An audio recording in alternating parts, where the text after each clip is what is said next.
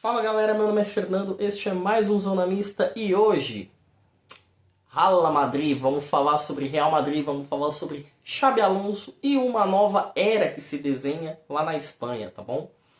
Mas antes peço que você, por favor, curta, comente, compartilhe e se inscreva no canal para a gente chegar à métrica de 200 inscritos, para a gente mostrar para o YouTube que vale a pena fazer conteúdo desse canal sobre futebol. Vamos dar uma hypada no canal, vamos mostrar que vale a pena, tá? Mas vamos falar de coisa boa, ninguém aqui quer entrar no vídeo só para dar like. Vamos falar sobre Xabi Alonso. Acho que já estava provado e nítido para todo mundo que o ciclo do Carlo Ancelotti no Real acabou já fazia um tempinho. E houve só uma mera formalidade, uma mera burocracia, questões com a seleção para ele ser praticamente oficializado na seleção brasileira. O Real, por um momento, estava sem técnico, né? Era o Solari que estava no Real Madrid, o ex-jogador. Contudo, já negociava com o Xabi Alonso. E já tinha um tempinho que já negociava com o Xabi Alonso. Era de se esperar que o Xabi, desde a última janela de transferências, iria para o Real Madrid. Não naquele momento, talvez, porque ele não queria largar, abandonar o Bayer Leverkusen no meio da temporada. Acho que é uma atitude louvável, gosto de quando o trabalho não é abandonado, tanto pela agremiação quanto pelo treinador no meio da temporada, porque dá uma questão de confiança e principalmente, né, de profissionalismo, uma cara mais profissional para o trabalho. Né? O clube não larga o treinador não larga o clube, chegam ou não até o objetivo no final do contrato ou no fim da temporada, e aí é feito, né, o que deveria ser feito, é tomada a decisão que melhor agrade a todos os lados. Né? E no caso do Real, ainda não está oficializado, é só uma questão de tempo, para o Xabi Alonso ser treinador do Real. Tá? Só uma questão de tempo assim. Contudo, o que muda de Ancelotti para Xabi Alonso? Muita coisa vai ser mudada. Muita. O Real Madrid ele vai ter uma pequena revolução dentro de campo. A começar, que a gente sai de um treinador, como é o Ancelotti, que ele é um cara muito camaleônico no meio do futebol. Ele consegue se adaptar muito rápido às peças que ele tem. Ele adapta o esquema que ele tem às peças que ele tem ali. Tá? Por exemplo, se ele tem um esquema mais voltado para pontas e para zagueiros, ele não vai jogar num 4-2-3-1, por exemplo. Ele vai jogar num 3-5-2. E o Ancelotti tem uma facilidade muito grande com brasileiros. A carreira dele sempre disse isso. No caso do Xabi Alonso, o Xabi Alonso ele joga pro sistema, pro esquema. Ele tem um sistema de jogo, um modo como ele pensa o futebol. Ele tem um esquema e ele é muito autoral. Ele lembra um pouco de Diniz, tá? Guardadas as devidas proporções, porque senão daqui a pouco vai aparecer gente aqui falando que eu disse que o Xabi Alonso era igual ao Diniz. Guardadas as devidas proporções, ele entende o jogo de forma um pouco parecida. Ele é autoral, ele tem a assinatura dele ali no campo. Tá? O Xabi Alonso ele é um treinador que é muito adepto de uma sistemática nova, que é o 3-4-2-1. Ele joga com 3 zagueiros, 2 volantes no meio de campo, 2 homens de contenção mesmo. Ele libera os alas, tá? Ele joga com 2 meia atacantes ali na frente do camisa 9. E no caso do Real Madrid, que vinha jogando num 4-3-3, que já vinha desmoronando porque as peças não tinham essa consistência, essa coesão, vai ter mais mudança ainda. O Real Madrid, uma coisa era o Real de 2 temporadas atrás, né, de uma temporada atrás, antes do Mbappé chegar, que tinha o Vini e o Rodrigo ali na frente. Né? Você tinha os 2 pontas espetados, flutuando, e o Bellingham, que era o camisa 10, ele subia, descia, voltava, marcava, acabava indo muito bem porque não tinha tanta gente à frente, e não tinha tanta gente presa na mesma posição. O meia joga no meio, o atacante vai ficar lá no ataque, o zagueiro não passa do meio de campo e por aí vai. Isso não existia muito naquele Real Madrid do Ancelotti de 22 e de 23. Agora, 23, 24, 24, 25, as coisas mudaram um pouquinho, principalmente com a chegada do Mbappé. Você trava o Mbappé lá na frente, você deixa o Vini e o Rodrigo travados, o Rodrigo jogando fora de posição, para o Vini jogar na posição dele. E você recua o Bellingham para ser um camisa 10. Né? Você pega os números do Bellingham, por exemplo, na primeira passagem dele pelo Real, na primeira temporada, ele tem 36 participações em gols, nessa segunda ele tem 26. Já dá um decréscimo, mas já são, ainda assim são números importantes. São números que não são estratosféricos, mas são bem robustos mesmo para um meia. Tá? A gente está falando de um double-double. Ele tem 2 casas de gols e 2 casas de assistências, por exemplo.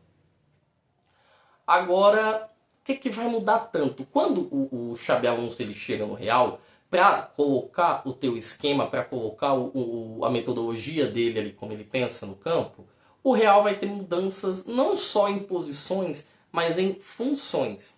Tá? Para quem viu o vídeo de função, característica, quem não viu, eu vou deixar o card aqui em cima, dá um pulinho lá para dar uma olhada, porque que é tão importante entender. Porque a função de certos jogadores vai mudar. O Real normalmente ele joga com 2 zagueiros, o Xabi Alonso é fã de 3 zagueiros, principalmente para fazer a saída pelas alas. Ele gosta muito de interligar o jogo, não com o terceiro zagueiro, que no caso é o líbero, mas ele gosta de sair com os zagueiros laterais. No Bayer Leverkusen ele costumava fazer muito isso, muito. Tá? Ele soltava o jogo pelos zagueiros laterais que iniciavam o jogo com os pontas. No caso do Real, acredito que peças novas chegarão, né? A gente tem o Dean Hudson, e aí a gente tem o Carreiras, que vai vir do Benfica, creio eu que deva vir, e o Alexander-Arnold, tá? Alguns nomes vão se dar muito bem com ele, outros não. Mas vamos focar nessa questão para você entender por que alguns sim e outros não. Vamos focar na questão de função. Lembra que eu falei que o zagueiro costumava sair jogando com ponta? Então, no caso, o ala, perdão. O ala, que é o lateral, que avança e não tem o costume de voltar, porque a parte de trás do campo ela já está protegida, ele ataca muito, tanto fechando para o meio, quanto abrindo, lateralizando o jogo, como costumava ser feito no Bayer Leverkusen do Alonso.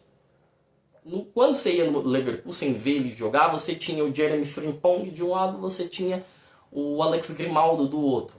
E eles eram praticamente 2 atacantes, né? Tinham posicionamento mais como atacantes, como alas, tanto que os dois tinham double-double. O Grimaldo teve 30 participações em gols na temporada, sendo um lateral barra ponta, e o Frimpong mais de 20 participações em gols na temporada, sendo um lateral barra ponta. São caras que são muito incisivos no jogo do Alonso. Porém, tá?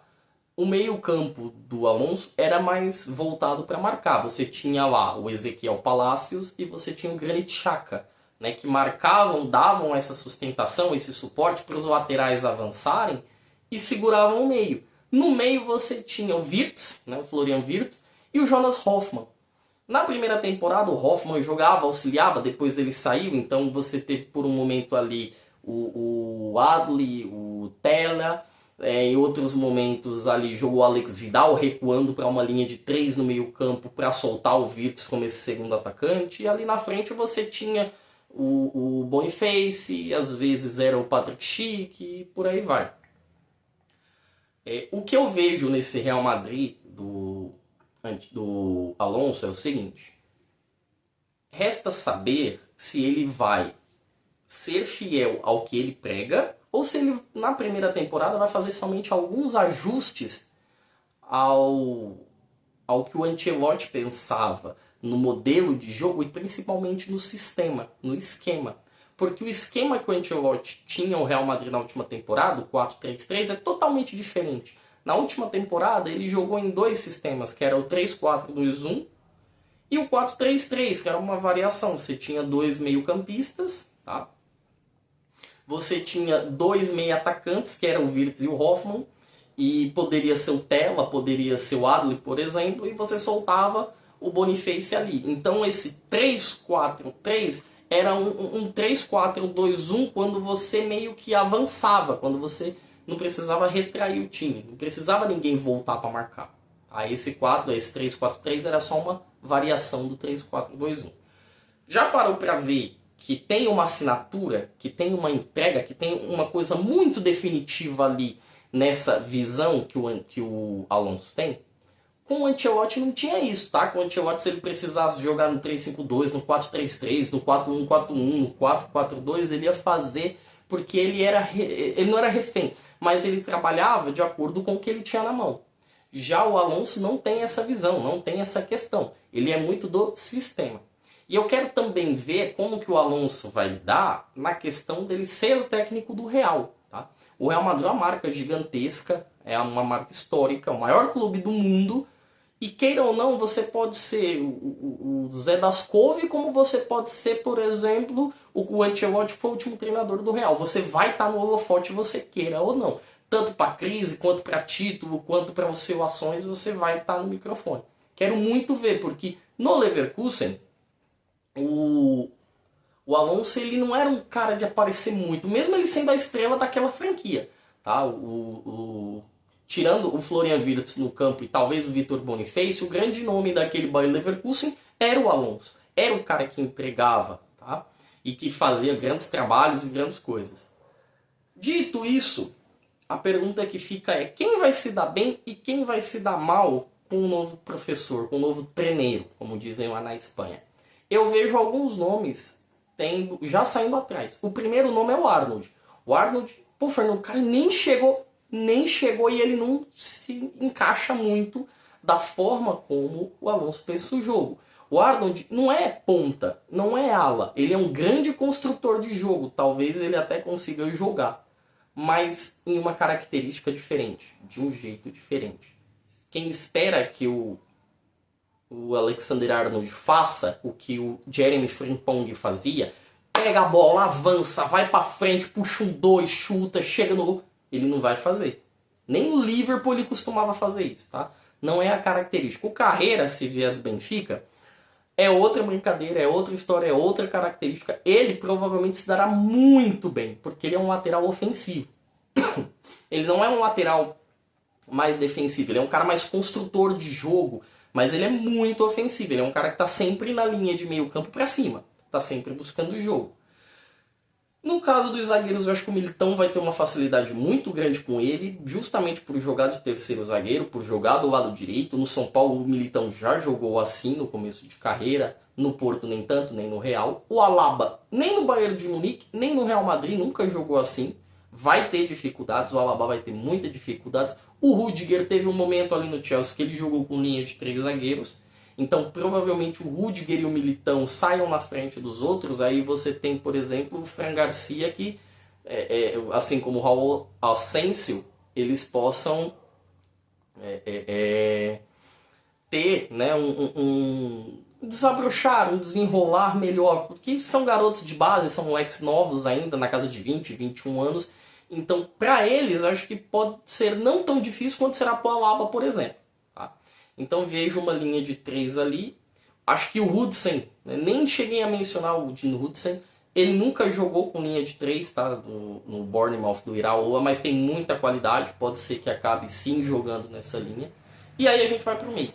O meio é o lugar onde o Real mais tem dificuldades com as suas peças, porque você tem o Tchouaméni, você tem o Camavinga que não vem tão bem, você tem o Valverde, que é um puta de um volante.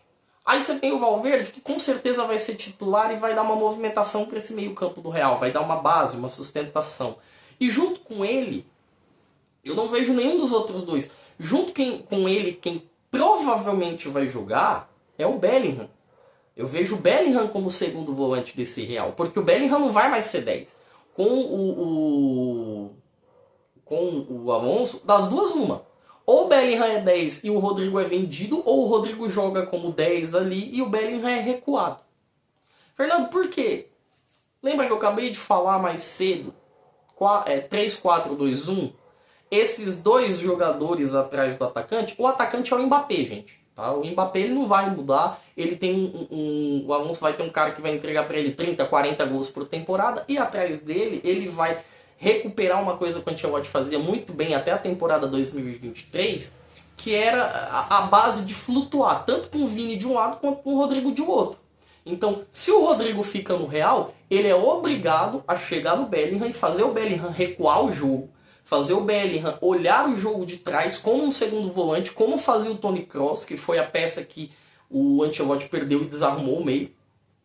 E aí você tem o grande desafio que ele vai ter, é olhar para um jogador do tamanho do Bellingham e falar, cara, hoje você não é mais o meu world class, você não é mais a minha peça de desequilíbrio no meio de campo. Você vai ser um operário, você vai ajudar os caras a correr, você vai ser o segundo volante. Talvez isso seja bem difícil de fazer, ou talvez não, talvez o Rodrigo seja vendido porque ele precisa de mais minutagem, ele precisa jogar, ele precisa aparecer. E aí talvez ele contrate um segundo volante, solte o Bellingham ali na frente com o Vini, alimentando o Mbappé. E aí aquele Real muito forte, que tinha as características do Ancelotti, principalmente dos pontas ali flutuando com 10, os pontas vão flutuar com 9, que no caso é o Mbappé.